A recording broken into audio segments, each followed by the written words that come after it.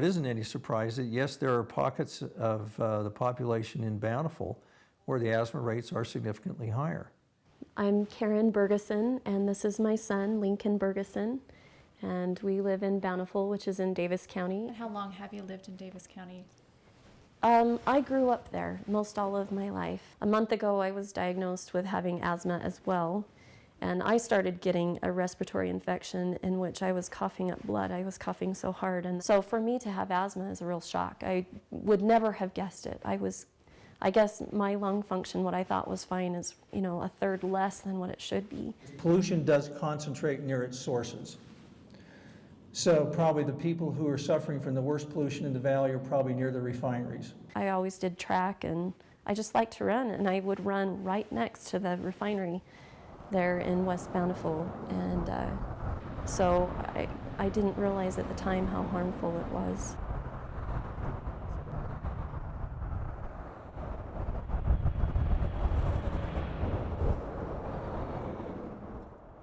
We've known that he's had asthma for quite a number of years. He had some problems in the womb before he was born, that his lungs didn't develop very strongly. A pregnant mother's exposure to air pollution can actually have an effect on the genes of her newborn baby, such that that baby will be predisposed to asthma just from the air pollution that the mother was exposed to while the baby was in the stage of embryonic development. He has, I guess, what would be referred to as chemically induced asthma. He can go from just a cough to having full-blown pneumonia within 6 hours.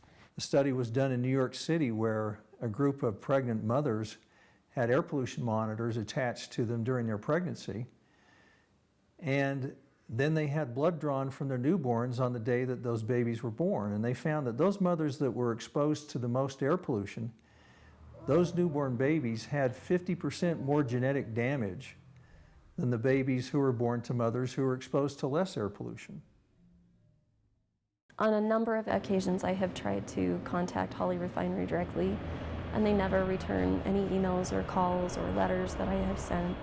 We attended the meeting with the Department of Air Quality. I have personally taken around petitions, and people are always appalled to hear how uncooperative the refineries are. There are things that these refineries can do to be more environmentally friendly. They just haven't wanted to.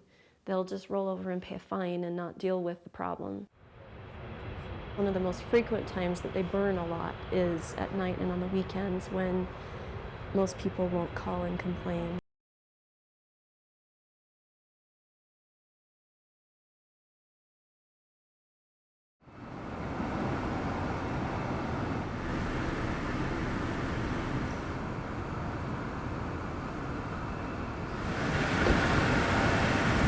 Stop there. You want to bet? This is public property right here. Stopping or standing anytime. This is public property. See these signs? See this road? You guys are venting again. Got scrubbers off. Why?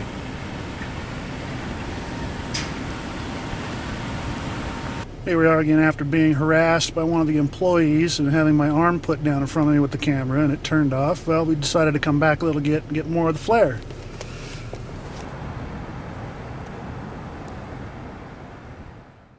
Just utter silence from them. I think they don't want to take any responsibility because they've never said one thing despite what we've done. So we've even been in the newspaper, and I challenged them to call me, and they never would. So anyway,